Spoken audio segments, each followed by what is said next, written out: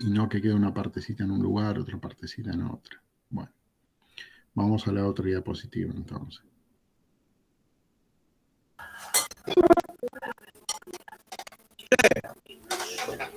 Sí, no sé si se cortó, pero algo escuché. ¿Alguien quería hablar?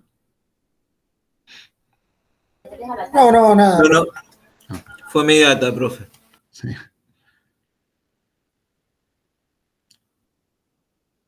¿Profe va a evaluar con trabajo práctico? Sí, tengo que agregar porque se nos viene el fin de año y hay que calificar y Y hacer. está a la vuelta a la esquina ya prácticamente el fin de año. Y 2 meses tenemos que terminar.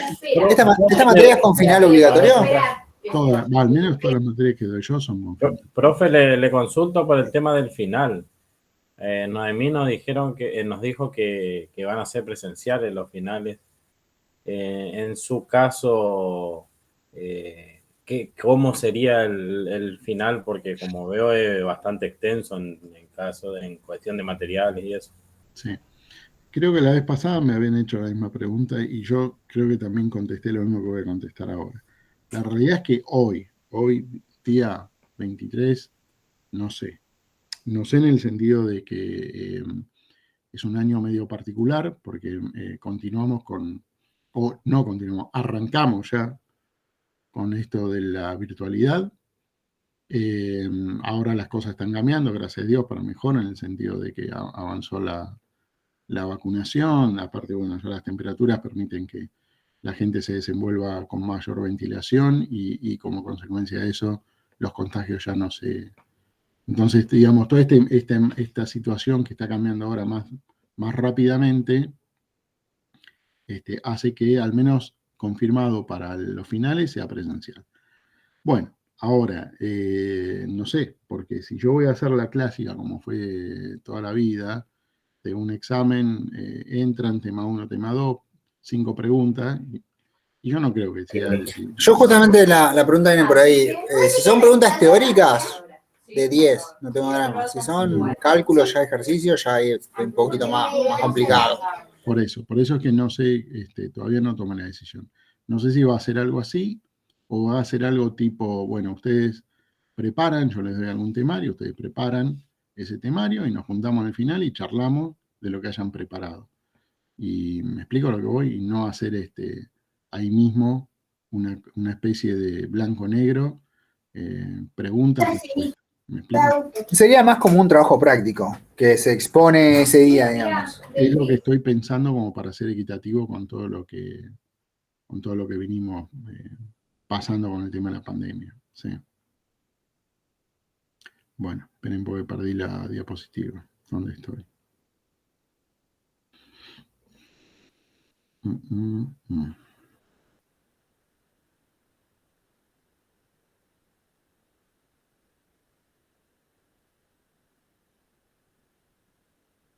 Ahí está. Bueno, cuestión.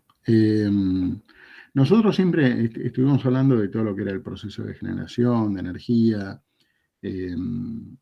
Vimos que hay determinadas formas bueno, lo que sería, por ejemplo, vimos también la parte de un generador, como para decir, ese proceso en el cual estamos recuperando ese mismo movimiento circular del cual le sacamos provecho en la mejor medida posible, y por eso tenemos las 3 fases, dividiendo los 360 grados en proporciones iguales, que nos terminan quedando 120 grados por cada fase cuando está girando nuestro rotor.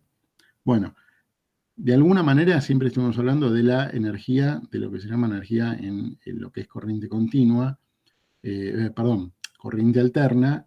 ¿Y por qué nombramos corriente alterna? Bueno, justamente porque su ciclo va alternando entre un semiciclo positivo y un semiciclo negativo, y lo va haciendo de una manera constante en el tiempo, ¿no? Entonces, si lo hace de una manera constante en el tiempo, podemos decir que tenemos una determinada frecuencia, y como una característica propia de la frecuencia es el periodo. O sea, en definitiva, la frecuencia la medimos en ciclos por segundo, que son hertz, y el periodo es lo que dura uno de esos ciclos.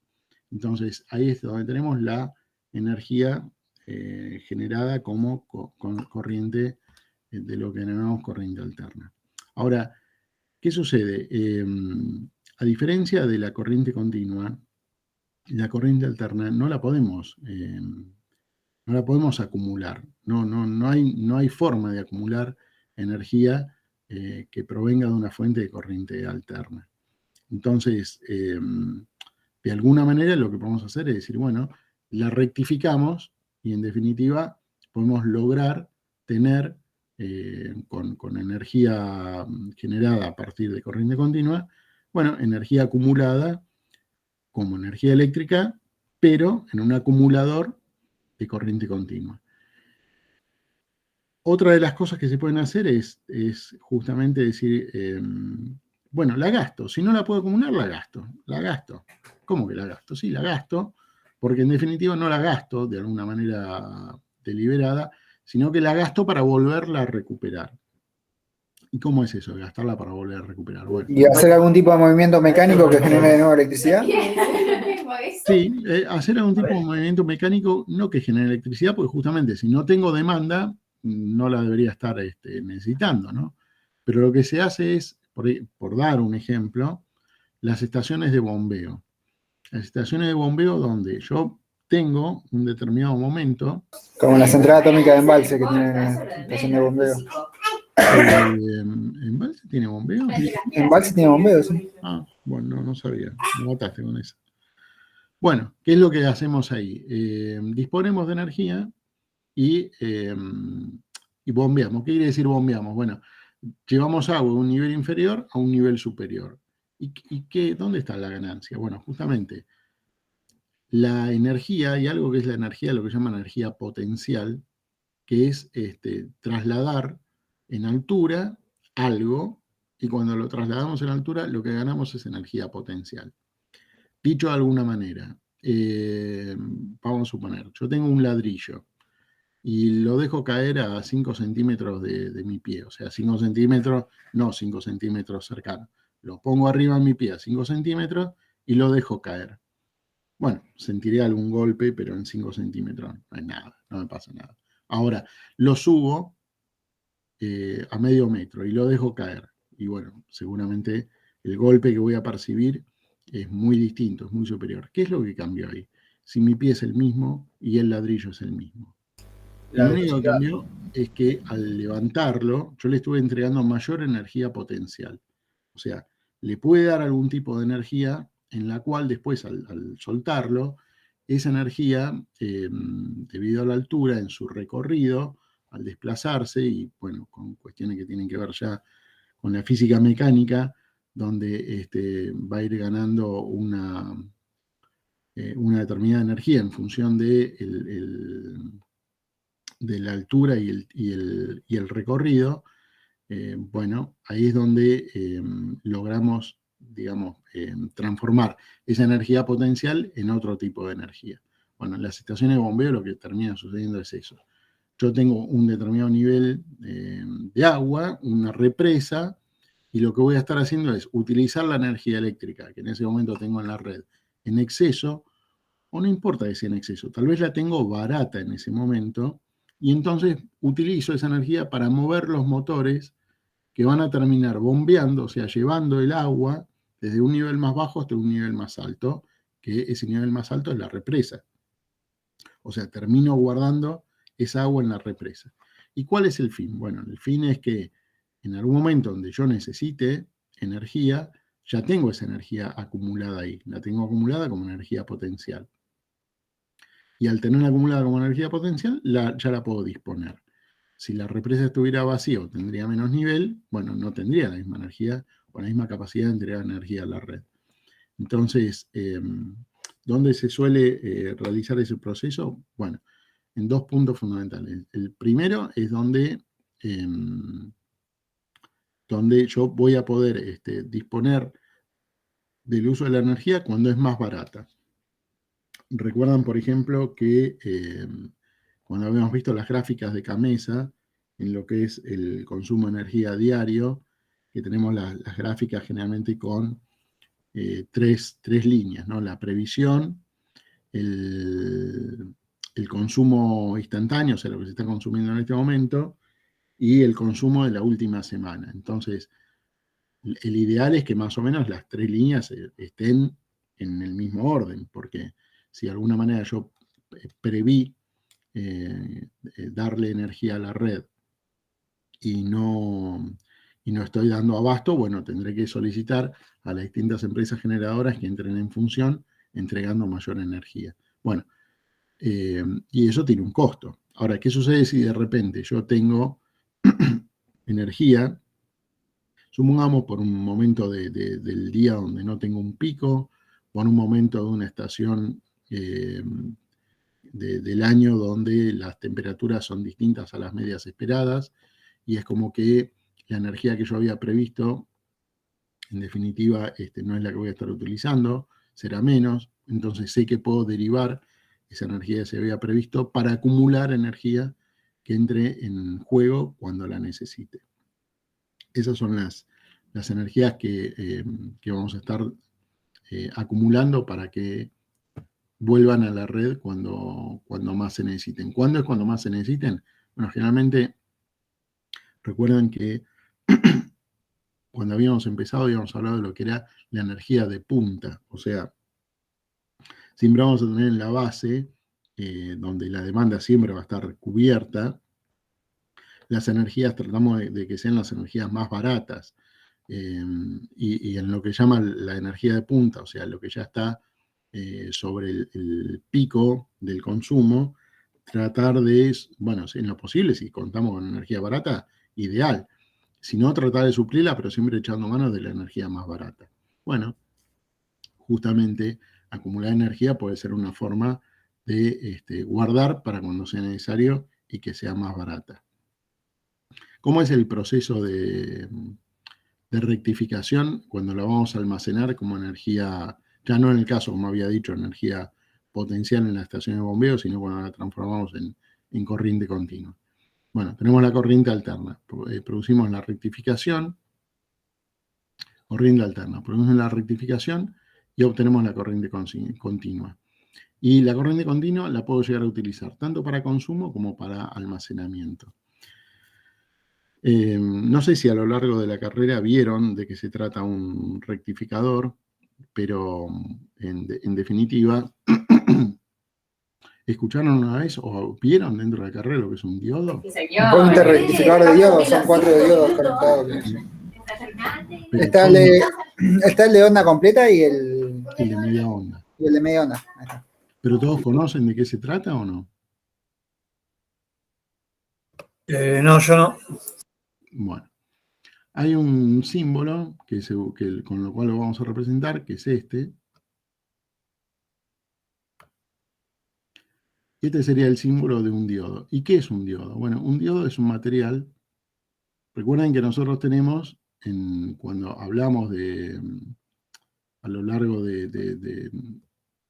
digamos, de un circuito eléctrico, de que hablamos de materiales que son conductores y no conductores, ¿no? Materiales que los conductores son los metálicos, que van a tener en su última órbita, en su última órbita atómica, quiero decir, un electrón que no es que sea un electrón libre, sino que es un electrón que no está fuertemente agarrado al núcleo y que con un pequeño impulso yo puedo moverlo digamos, de esa órbita y que ocupe un espacio dentro de la órbita de algún átomo que esté cercano. Cuando eso sucede, va a quedar lo que se llama un hueco, y ese hueco a su vez va a ser cubierto por otro electrón que esté cerca de un átomo que dejó ese hueco. Bueno, y en definitiva ese es el proceso de transmisión de la corriente eléctrica. O sea, tenemos un material conductor donde tenemos todo como un batallón de electrones que se van moviendo, y eso es lo que nosotros recuperamos como energía, el movimiento de los electrones. Bueno, eso, digamos, ocurre con los materiales conductores. Después tenemos los materiales aislantes o los no conductores, que justamente en su última órbita tienen los electrones fuertemente agarrados al núcleo. Bueno, fuertemente de manera indefinida, no. Digamos, esto, cuando la diferencia potencial es lo suficientemente elevada como para vencer esa rigidez, esa aislación, bueno, esos electrones se van a poner en movimiento. Por eso es que de repente nosotros tenemos, qué sé yo, cuando manipulamos alguna herramienta, lo que fuera, no sé, la aislación, un alicate, una pinza de punta, lo que fuera, dice, bueno, permitido para, o máximo, operar con, no sé, 1000 volt, 1 kilovolt, 1,5 kilovolt, lo que fuera. O en el caso, por ejemplo, como nos mostraba Lautaro recién, a veces trabajamos con elementos que son kilovoltios.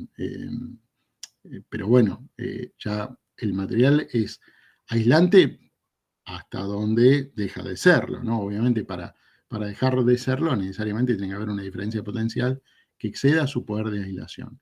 ¿Qué significa que exceda su poder de aislación? Bueno, que en definitiva pueda vencer esa rigidez con la cual esos electrones se mantienen agarrados al núcleo, o no agarrados, porque están en libre movimiento, pero se mantienen dentro de la órbita, y bueno, ahí es donde decimos que el material es no conductor, es aislante.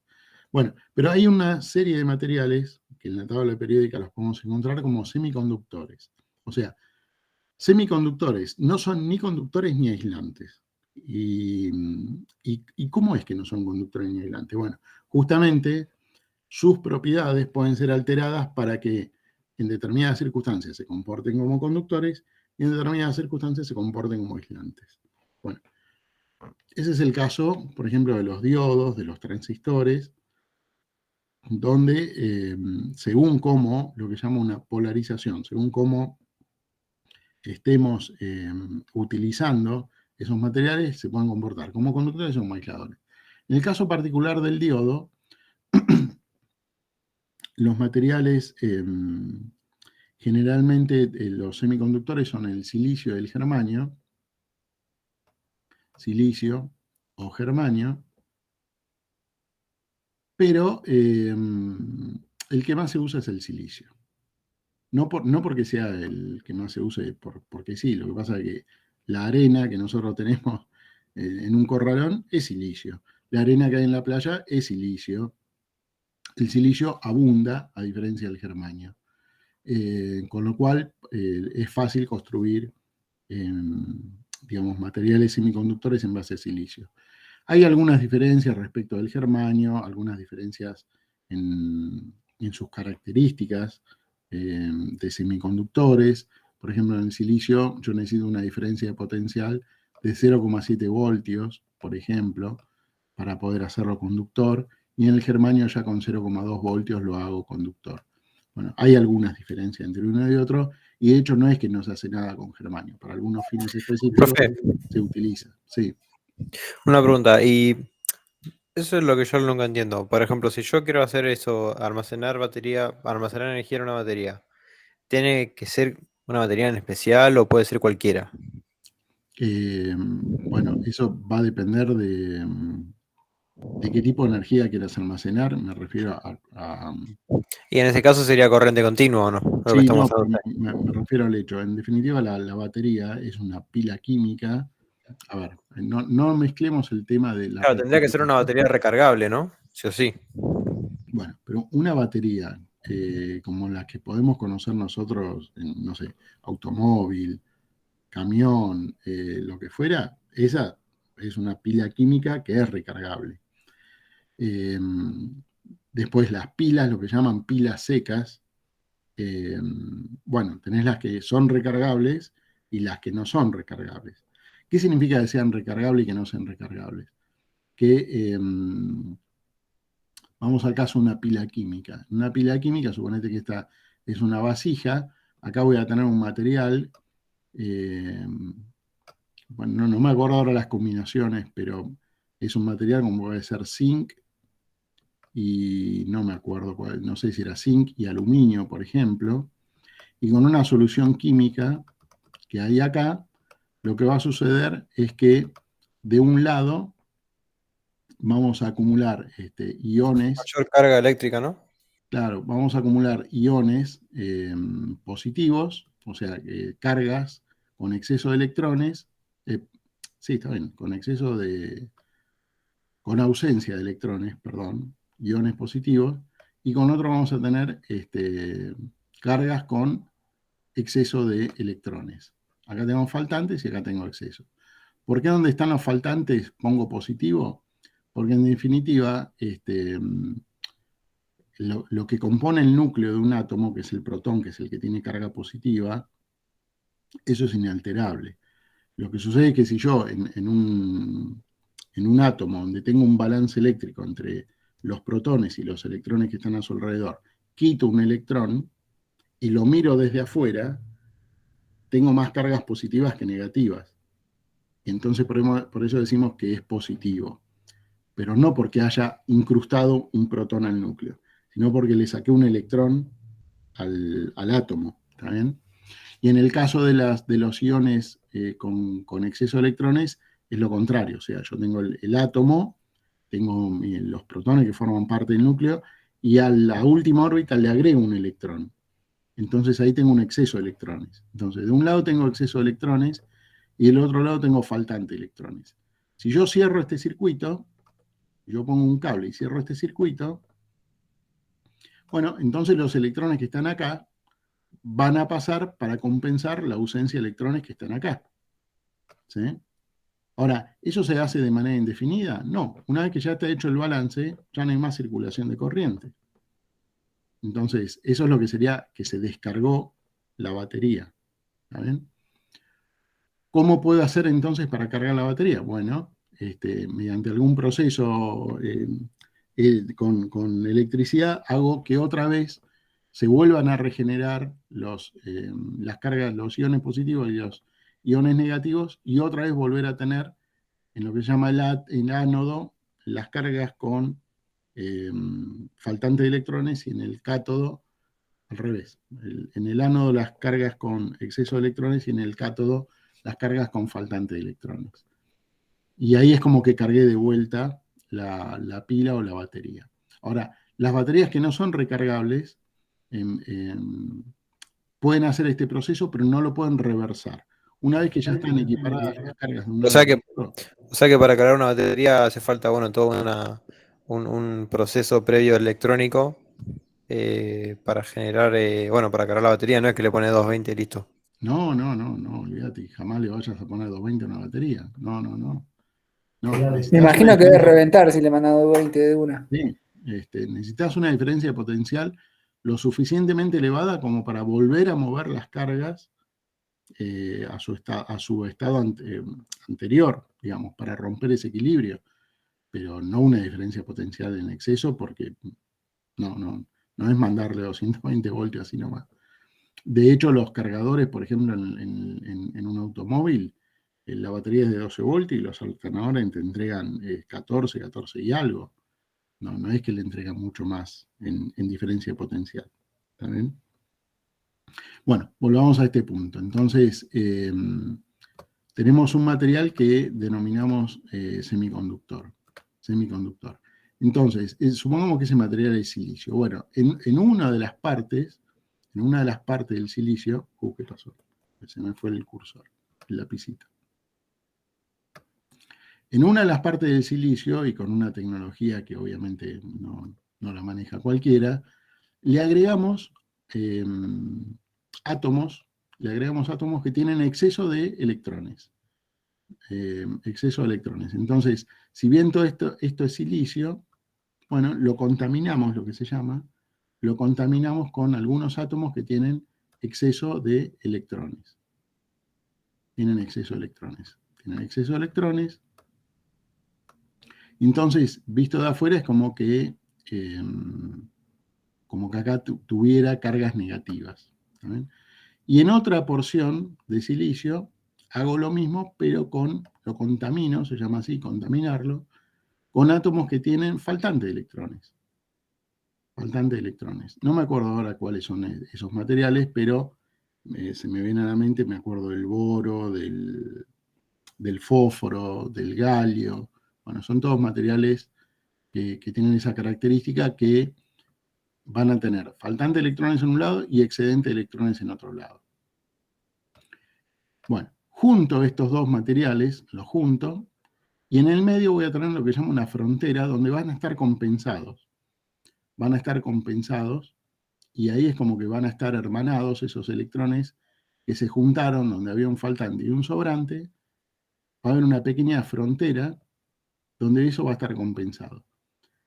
Pero esa frontera tiene un límite, porque después los que están en un punto no pueden saltar esa frontera para ir al otro. Una vez que se formó la frontera, ya no pueden saltar de un lugar al otro. ¿Cómo pueden hacer para saltar? Bueno, justamente cuando tengo un empuje que viene dado por un semiciclo positivo, supongamos, bueno, esa diferencia potencial que viene dado por el semiciclo positivo de la corriente empuja y permite que salten los electrones desde un punto hasta el otro. Y ahí es donde tengo la circulación de corriente. Profe, los diodos que se ven ahí es solamente una rectificación de la trifásica, ¿no? Sí. Bueno, estos de acá, decís vos. Sí. Claro, sí, hay 3 por cada uno porque es uno para cada fase. Uh-huh.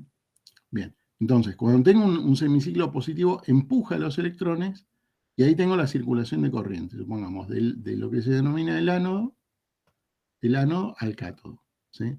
En el dibujo de los diodos, justamente esto que vendría a ser como un triangulito, asumámoslo como que es una flecha y el sentido de circulación se da de esta manera, del ánodo al cátodo.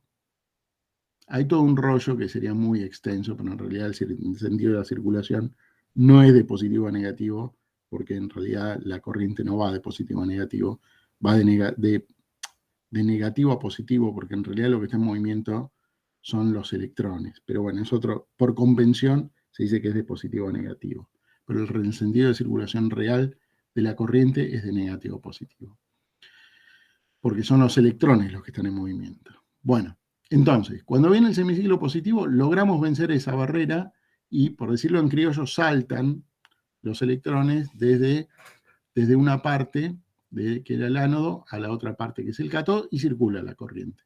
Yo tengo este semiciclo positivo acá, también tengo este semiciclo positivo acá. ¿Exactamente igual? Bueno, no, exactamente igual no, porque si este semiciclo, supongamos tiene, no sé, por decir algo, vamos a decir, 220 voltios, esta cresta, bueno, yo de este lado voy a tener 220, pero durante un instante de tiempo tuve que superar los 0,7 para que empiece. Entonces, si bien la cresta de este lado, vamos a decir, sube así perfectamente, de este lado la cresta tuvo que haber pasado un tiempo hasta que alcanzaron los 0,7 voltios y ahí empezó a subir. ¿Saben? Pues necesito superar esa diferencia potencial de 0,7 voltios. Bueno, cuestión. Esto pasa con la cresta positiva. ¿Qué pasa con la cresta negativa? Bueno, con la cresta negativa pasa todo lo contrario. Yo hago más fuerte la frontera. Y al hacer más fuerte la frontera no pueden pasar los electrones de un lado para el otro. Entonces del otro lado no tengo nada. Y después cuando se repita el ciclo, acá voy a tener otra vez y nada, y otra vez, y nada, y otra vez, y nada, y otra vez, nada, y otra vez sí. Bueno, esto es lo que se llama rectificador de media onda, que se logra con un solo diodo. Con un solo diodo se logra un rectificador de media onda.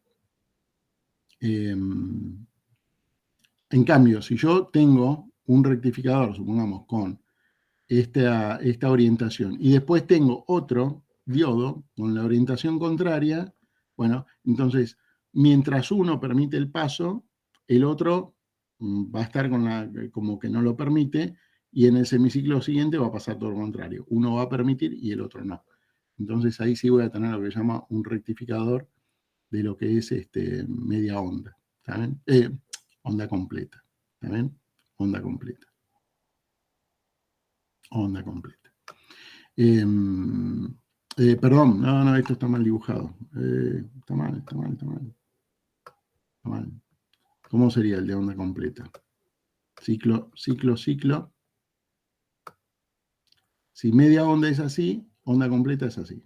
Tac, tac, tac, tac. ¿Sí? Y ustedes me dirán, pero ¿y cómo logramos tener corriente continua ahí? Si no hay corriente continua ahí. Tengo cresta, y valle, esto es lo que podrían decir valle, ¿no? Valle. Bueno, para cargar una batería, un acumulador, así como tenemos, no sé, en un auto, en una UPS, en todo ese tipo de dispositivos. Para cargar una batería no es ningún problema, al contrario. Tener así la tensión rectificada, como crestas, entonces es como que vamos volviendo a separar esas cargas que se habían unido, vamos volviendo a separar como impulsos y dejamos descansar. Impulso y dejamos descansar. Y otra vez, impulso y dejamos descansar. Esa es una forma. Ahora, y si yo como consecuencia de la rectificación necesito corriente continua lo más pura, lo más plana posible. Bueno, entonces ahí viene otro elemento que es el capacitor, que no está acá dibujado, pero el capacitor va a acumular las cargas en el ciclo de su vida, por decirlo de una manera, y ahí va a acumular cargas y las va a descargar cuando la cresta empiece a bajar. ¿Dónde está? Acá. Vamos con... Se cargó el capacitor y acá se descarga. Se va descargando hasta que viene la otra cresta y lo vuelve a cargar y se descarga, y lo vuelve a cargar y se descarga, y lo vuelve a cargar y se descarga. ¿Sí? Digamos, el momento de cero, ¿no, profe? Como Claro, para que empiece a crecer más la continua. cuando ya Igual después también se le aplica un banco no un banco, pero se pueden aplicarle más capacitores o más inductores dependiendo de lo que se necesite. Claro, cuanto más deba durar, cuanto más energía le estés solicitando a este circuito, más capacidad de acumulación voy a necesitar en los capacitores, más capacidad para poder entregarla en el momento de la ausencia de la corriente como consecuencia de la rectificación. ¿Me explico? Por eso después tenemos capacitores con distintas unidades de medida. Los capacitores se miden en una unidad de medida que es el faradio, pero en realidad el faradio es una unidad de medida muy grande, entonces los capacitores que conocemos usualmente son de microfaradios, millonésimas de faradio. Pero bueno, me fui de tema. A lo que voy.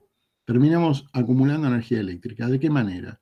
Bueno, con corriente alterna, que la rectifico y con esa rectificación voy a tener una corriente continua o semicontinua que la voy a poder usar para algún fin específico o acumularla.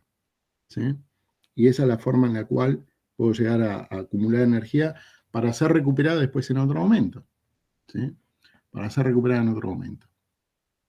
Con un mecanismo sencillito, por ejemplo, yo ahora tengo la batería, supongamos, acumulada, la tensión acumulada en corriente continua, entonces hago algo como esto. Digo, bueno, agarro una serie de espiras en un transformador, acá voy a tener lo que se denomina un primario, acá voy a tener un secundario.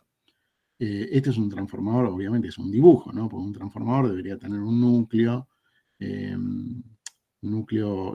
donde ambos bobinados estén arrollados uno encima de otro, con una capa aislante. Bueno, pero este es un dibujo representativo. Entonces, ¿qué hacemos después? Bueno, acá, que es donde, supongamos, acumulé corriente continua. Profe, ¿la batería que estaría conectada en serie con el bobinado de ese primario? Claro, por momentos, fíjate que la batería con esta llave, pero esto es, digamos, como para hacer un experimento, no sé, en una clase de física, no es que funcione así, ¿no? En un inverter, eso mismo se logra, pero con un circuito electrónico, ¿está bien? Pero digamos, si yo tuviera que explicar cómo funciona un inverter, no sé, ya deberíamos estudiar la parte de electrónica más pura, pero digamos, el principio básico es el mismo, o sea, ¿qué es lo que permite acumular un capacitor? Bueno, un capacitor permite acumular cargas eléctricas. ¿Y qué es lo que permite acumular un inductor? Bueno, aunque no parezca un inductor, lo que permite acumular es cargas magnéticas. Entonces, ¿qué sucede? Así como el capacitor va a entregar las cargas eléctricas cuando el circuito lo demande, bueno, el inductor no es tan, ¿cómo decirlo?, a demanda, sino que simplemente cuando ya corté la energía eléctrica que generaba ese campo magnético, automáticamente ese campo magnético que estaba en su derredor va a volver sobre la bobina y va a generar en los extremos de la bobina una energía eléctrica. Por eso se dice que tanto el capacitor como el inductor, una vez cargados y cuando se los desconecta del sistema o cuando el sistema digamos, se le saca la fuente, se transforman en generadores por un cierto tiempo. En el caso del capacitor, acumula cargas eléctricas y las va a retener por un buen tiempo, que no va a ser Pero eterno. las va sacando, las va inyectando en el sistema, al igual que el inductor. Exactamente. Y en el caso, por ejemplo, como vimos recién en la visita virtual a la subestación, vieron que se hablaba, por ejemplo, de cuando yo, bueno, lo nombraba Lautaro, ¿no? Las derivaciones a tierra, cuando nosotros un circuito en una parte de toda esa red de la subestación cortamos con un interruptor y que después también por medida de seguridad tenemos la derivación a tierra. Bueno, en el transformador, si yo lo corto, digamos, si yo corto la energía eléctrica del primario, me queda todavía una energía residual en el campo magnético que se haya generado, que siempre estuvo presente, pero que ahora en ausencia de la corriente eléctrica del primario, bueno, toda esa energía magnética que estaba en el transformador va a volver a las espiras y se va a manifestar como una diferencia potencial en los extremos. Por eso también los transformadores tienen que ser derivados a tierra cuando no están operando. Bueno, cuestión. Supongamos con este experimento que yo agarro una llavecita y voy dándole energía a una parte del bobinado o a otra parte del bobinado. Bueno, entonces se va a estar generando energía magnética en un sentido y en otro, porque la corriente por momentos va a ir en este sentido y por momentos la corriente va a ir en este sentido. Y bueno, eso va a hacer que de alguna manera yo cuando vaya en un sentido tenga, no sé, norte acá y sur acá, y en el sentido cuando muevo la llavecita para abajo, al revés, voy a tener norte acá y sur acá. Y esa diferencia de constantes, si yo lo hago de manera, digamos, continua, esa diferencia en los campos magnéticos van a inducir, este es un dibujo, pero se supone que acá tengo un núcleo que va a permitir el traspaso del flujo magnético, va a inducir esa energía magnética sobre el secundario y voy a tener a los extremos una diferencia potencial. ¿Una diferencia potencial de qué manera? Bueno, de manera de corriente alterna, ya no de corriente continua, sino de corriente alterna. Y otra vez recuperé los semiciclos como eran originalmente, ¿no? Una cresta de subida, una cresta de bajada, una cresta de subida, una cresta de bajada. Entonces, de alguna manera, logré transformar la corriente continua, que yo la tenía almacenada, en corriente alterna. Esto, que sería algo demostrable, con un experimento no sé, de física sencillito, porque tampoco voy a poder alimentar nada con esto, es simplemente, digamos, para hacer una demostración. Bueno, esto llevado a la práctica, con la electrónica adecuada, lo que va a permitir es poder justamente hacer las aperturas y los cierres a la frecuencia necesaria como para tener del lado del secundario, bueno, una salida en corriente alterna con el periodo tal cual lo necesitamos, en nuestro caso 50 ciclos. Bueno, entonces, ¿qué termino generando yo? Corriente alterna, con esto que denominamos, por ejemplo, un inverter, donde después tiene que meterse la electrónica, porque justamente como acá tengo ciclos, como voy a estar abriendo y cerrando la llave, van a ser ciclos de cierre, apertura, cierre, apertura, cierre. Es una cosa cuadrada, ¿no? Porque prendo y apago, prendo y apago, prendo y apago. Y de este otro lado va a pasar lo mismo, pero en mayor medida, prendo y apago, prendo y apago. Bueno, si a esta onda cuadrada después le doy la lógica, la electrónica necesaria, como para pasar de una onda cuadrada a una sinusoidal, bueno, ahí sí ya voy a tener una corriente mucho más parecida a la corriente, digamos, de 50 ciclos, pero además con la forma de onda senoidal y no cuadrada. ¿Y cómo hago yo para, por ejemplo, si acá tengo, como decíamos antes, ¿no? Yo tengo una carga y esa carga tiene una determinada demanda de corriente. Y ahora cambio la carga, ya sea porque le pido más o le pido menos corriente. ¿Y cómo me adapto yo para justamente volver a seguir entregando a como se espera la energía? Bueno, justamente con, con más electrónica, generando del lado del primario esas aperturas y cierres, con lo que llaman modulación por ancho de pulso, o PWM, que es en inglés, que soy un Tarzán, bueno, Tarzán para el inglés, no para otra cosa, ¿no? Pulse with pulsos con modulación. Modulation, acá, modulation.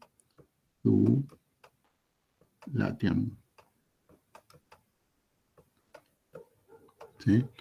PWM, pulsos con modulación, que de hecho en los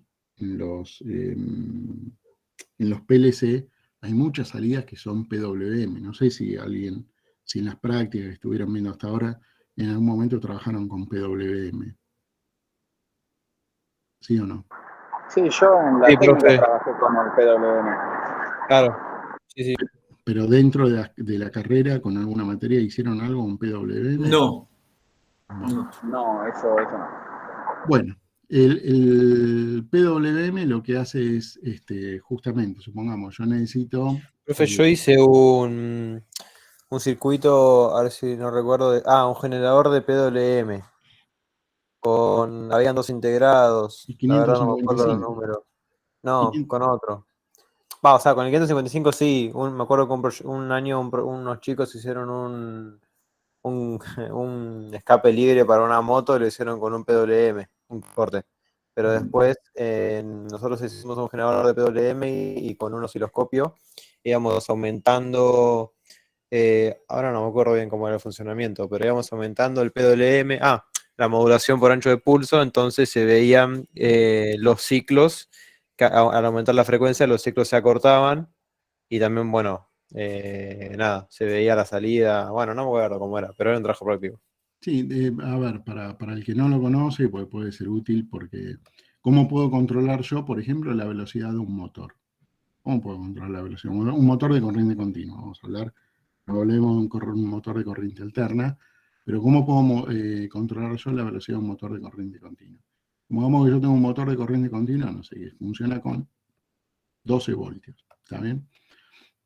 Ahora, ¿qué pasa? Si yo este motor de corriente continua lo alimento directamente con 12 voltios, bueno, va a girar a las máximas revoluciones que esté definido para esa alimentación. ¿Está bien? ¿Y cómo hago yo para reducirle las vueltas? ¿Cómo hago para reducir las vueltas? Bueno, si yo le puedo hacer una cosa que es darle menos corriente, menos diferencia potencial.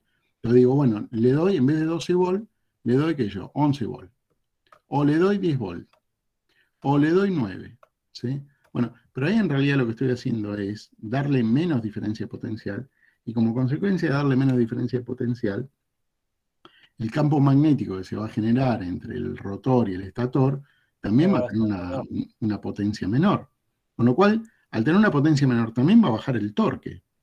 Si baja el torque, va a llegar un momento donde ya, por ahí yo lo quiero mover despacito, pero nada, no lo voy a poder ni mover porque esa diferencia potencial es tan baja que ni siquiera puede mover el rotor.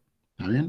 Profe, ahí me acordé, ahí en el trabajo práctico que armamos en el protoboard le poníamos un potenciómetro y con eso lo que veríamos era el ciclo de trabajo, digamos, Claro, el lo que duty, llaman el duty cycle. que es justamente lo que estaba explicando usted, Claro, que digamos, la respuesta para cómo mover un motor y claro. variarle la velocidad sin decrementar la tensión es enviándole, bueno, dicho como mal y pronto sería como enviar pequeños pulsos que son muy rápidos, o sea, creo que el duty cycle es entre un 0 y un 100% que se calcula. Si es Normalmente, 100% ya es corriente continua. claro, si es el 100% es una continua, y si es el 0, bueno, es 0 volt. Por ejemplo, la onda cuadrada que se ve ahí tiene un duty del 50%, porque el ciclo se termina con, bueno, en la parte positiva, digamos, es la mitad y la otra, la negativa es el otro resto. Uh-huh. Pero bueno, enviándole pequeños pulsos, que algunos, por ejemplo, un motor que está andando a una velocidad muy baja sería con un duty, no sé, 5%. exactamente. Por el 10 puntos. Sí. Es tal que en cual. realidad, capaz si nosotros lo veríamos si lo veríamos a una velocidad muy baja, es como que son pequeños empujes que se le van dando al rotor, pero como pasa tan rápido ni te das cuenta. Exactamente. Claro, generalmente entonces, ¿qué sucede? Para explicar lo que recién... tu nombre, perdóname que no te vi. Ignacio, profe. Ignacio. Para explicar lo que decía Ignacio recién. ¿Qué sucede entonces? Nosotros ahí tenemos 12 voltios de corriente continua. ¿Qué estamos diciendo? Bueno, que la diferencia de potencial es 12 voltios de manera continua. O sea, pasa el tiempo, siempre tengo 12 voltios de diferencia de potencial. Si tuviera que graficarlo en un eje, sería así, ¿no? Esta sería la línea de tiempo, y esta sería la tensión, B corta. Entonces, 12 voltios de corriente continua sería esto. Supongamos que acá sería los 12, ¿verdad? Bueno, acá veníamos diciendo, ¿qué pasa si yo le pongo 11 voltios, 10 voltios, 9 voltios? Bueno, quiere decir que la línea estaría por acá, por acá. ¿Qué estoy haciendo? Le estoy dando cada vez menos tensión, con la intención de que gire más lento. Pero bueno, voy perdiendo torque con eso, porque ya no estoy produciendo el campo magnético en el rotor como para hacer mover el eje de la forma en que le estoy necesitando. Más lento, pero con algo de fuerza. No, se mueve cada vez más lento como consecuencia de que el campo magnético cada vez es más débil. Bueno, entonces hay una solución que es esto que se llama el pulso con modulación, el PWM. Profe, en width le faltó una D, es width, antes de la T va una D, por si alguien lo está copiando. Es W-I-D-T-H. W-I-D. T-H. Bueno, yo ya aclaré, ¿no? Mi inglés es tipo Tarzán. ¿Está bien? Pulse with, está bien, modulation. Bueno, entonces, ¿qué hacemos? Bueno, decimos, mira, si yo le doy por un espacio de tiempo breve, esto es tiempo, ¿no? En el eje de las X es tiempo.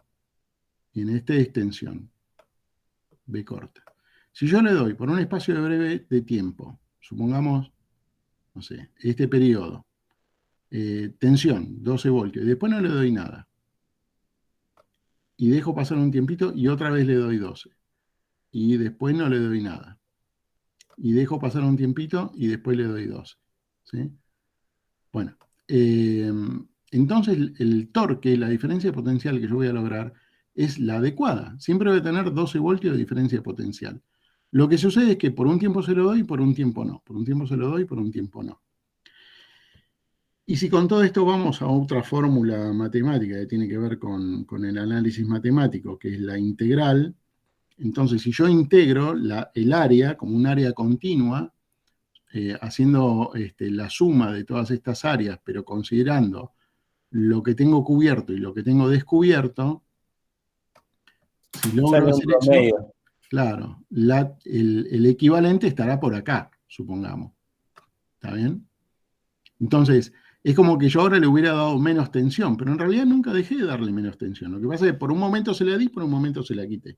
Por un momento se la di, por un ¿Y qué momento. pasaría? ¿Tendría el mismo torque pero giraría más despacio? Exactamente, exactamente. Porque en el momento que no le estoy dando, pierde ese campo magnético, la fuerza de rotación, pero al instante vuelve. Entonces siempre lo voy a mantener en movimiento, pero logro reducir su velocidad. Profe, ¿y el porcentaje ese del que habla es el promedio que usted ahí marcó en amarillo o es Claro. la No, en cantidad? realidad el porcentaje que él habla es cuánto tiempo le doy y cuánto no. Claro, o sea, ahí se puede hacer fácil porque haces base por altura total y después base por altura del ciclo de trabajo que le está dando atención. Y después hace, bueno, la sumatoria y la adición, y entonces te da el promedio, que es un número del 0 al 100. Y eso se considera el duty cycle, que es el ciclo de trabajo. Claro, supongamos que esto que está pintado, así como que tuviera viruela, fuera cuando le estoy dando la energía, ¿no? Sí. Entonces, como que el duty cycle acá sería del, no sé, 80%, suponete, más o menos. 80, ¿no? 80%. ¿Sí? O sea que del periodo de tiempo yo lo tengo prendido un 80% y un 20% lo tengo apagado. Ah, listo. Okay. Vamos ahora a un caso donde no. Yo le voy a decir, mira, te tengo apagado mucho tiempo y te doy un pestaneo. ¿Sí? Te tengo apagado y te doy un pestaneo. Sí. que tengo apagado y te doy un pestañeo. ¿Sí? Bueno, en este caso el duty cycle por ahí sería, no sé, el 15%. Más o menos, estoy calculando, ¿no? Claro. 15% y su línea equivalente, si yo hago, como decía recién, la integral, o como decía recién Ignacio, base por altura, bueno, tal vez estaría por acá, qué sé yo, ¿no? Ahora, si yo realmente en esto que sería el equivalente estaría por acá, tal vez estaría en vez de en 12 voltios, estaría en 3 voltios. Claro. Yo, si le doy 3 voltios directamente, ni se mueve el motor, ni se entera de que hay algo ahí que lo pueda mover. O sea, se le dan diferentes picos en Claro, diferente tiempo, y eso te da un promedio, un torque y una velocidad, digamos, del motor. exactamente. Y si yo me voy al 100%, si me voy al 100%, es como que estoy dándole directamente la continua. Y si me voy al 0, es como que lo apagué. No, no es como que lo apagué. ¿Me explico? Sí, Entonces, yo tengo una pregunta clave, profe, para entender todo esto. sí. ¿Qué es duty? Ciclo Perdón de si suena trabajo. desubicado, pero Trabajo. Ciclo de trabajo. Ya, ciclo de trabajo. sí. Entonces voy a decir, bueno, mi ciclo de trabajo está en el 50%, en el 80%, en el 15%. Es cuánto tiempo vos le estás entregando energía y después lo que no forme parte es lo que no. ¿Sí? Yo estoy en un duty cycle del 80%, quiere decir que durante el 80% del tiempo le estoy entregando energía, durante un 20% no, del tiempo. Con esta tecnología funcionan los inverters, iba a decir no. Sí, Los inverters, los inverters, los que claro. tienen los paneles solares, a la salida de los paneles solares. Y es que los paneles solares tienen inverter, justamente. Claro, Justamente, pero funcionan con el fin práctico de ajustar el ciclo de trabajo según la carga. Entonces, según la carga que vos tengas, sabés si el ciclo tiene que ser más alto o más bajo. ¿Me explico lo que voy? claro. Sí, las fuentes de computadora también tienen PWM. La fuente de computadora tienen las... Profe, yo creo, perdón que lo interrumpa, yo tengo un trabajo práctico que hice el año pasado para el colegio y explicaba el uso del PWM y un poco más en detalle todo. Era un PowerPoint bastante interesante. Si quiere, para la clase que viene lo puedo buscar y lo muestro. Dale, no hay problema. Más información, un poco más de información para que se entienda y que se vea dónde se puede usar, porque capaz viéndolo así dice, bueno, el PWM es esto y listo, ya está, pero ¿sabes? Se aplica. Bueno, también. Sí, yo digo porque, así como pregunté la vez pasada también, cuando hablábamos de las entradas discretas y analógicas en el PLC, bueno, nada, había gente que me decía, bueno, ¿cuál es la diferencia entre analógico digital o de entrada analógica y entrada digital? Bueno, yo no sé qué temas vieron en la carrera o no, pero trato de también mechar o al menos dar una idea de cosas, más allá de la orientación de la materia que tiene que ver con la electricidad, cosas que podemos sacarle provecho a un PLC. Bueno, un PLC tiene entradas analógicas, no todos, pero la mayoría tiene entradas analógicas y entradas digitales. Y si no las tiene, como es el caso de algunos PLC de Siemens, no es que no las tenga porque no las tenga, sino porque después tenemos los módulos donde le vamos adosando a la CPU según la necesidad que tenemos de cubrir para un proyecto. Entonces, ese sería un caso, por ejemplo, entrada analógica y entrada digital. Y así como salió eso, también salió la vez pasada lo que habíamos dicho de la transformación de la corriente que nosotros conocemos, el PLC por decirlo de una manera, la CPU conoce al mundo exterior a través de la medición de variables. ¿Y cómo las mide las variables? Y generalmente con una magnitud eléctrica, porque es lo más representativo. Entonces, esa magnitud eléctrica, ¿qué puede ser? Y qué sé yo, le tengo que medir temperatura, o tengo que medir presión, o como se mostró en la otra clase de la charla, caudal. Bueno, será más o menos tensión en función de la magnitud real que estoy representando. Profe, por ejemplo, hablando de salidas analógicas, por ejemplo, los Arduinos, que tienen entradas y salidas tienen analógicas y también tienen binarias. Las analógicas en realidad se llaman así, pero son salidas de PWM. Sí. Porque, por ejemplo, si yo le pongo un motor en una salida que no es analógica, no lo apago. Le pongo el motor a una salida analógica del Arduino, puedo controlarle la velocidad así como estamos viendo ahora. Exactamente, sí. Sí, tal cual. Bueno, en realidad no es que le pones directamente al Arduino algún transistor o algo, le tenés que poner en el medio porque la No, corriente obvio, se pero puede tiene entregar. la Claro. cualidad de tener ese tipo de salida. Profe, le voy a mandar el PowerPoint por Classroom, que ya lo encontré. No me olvidé. Dale. Bueno, cuestión, nada, trato de mechar también con cosas que hay en un PLC que por ahí en algún momento de la actividad les puede llegar a ser útil. Una de esas cosas es esto que es el PWM. ¿Qué es el PWM? Es una modulación por ancho de pulso. ¿Cómo se conecta esto con lo que estamos viendo? Bueno, justamente los equipos inverter, que en definitiva terminan convirtiendo la corriente alterna en corriente continua, la corriente continua en corriente alterna, bueno, para ajustarse a las demandas de la carga, termina haciendo esto que es la modulación por ancho de pulso. Entonces terminan adaptándose a la necesidad de la carga, haciendo esto de abrir o cerrar el circuito con más o menos tiempo de oscilación en el ciclo de trabajo. Bueno, simplemente eso era todo el rollo anterior era para hablar un poco de los PWM, que los podemos encontrar incluso como elementos de control en un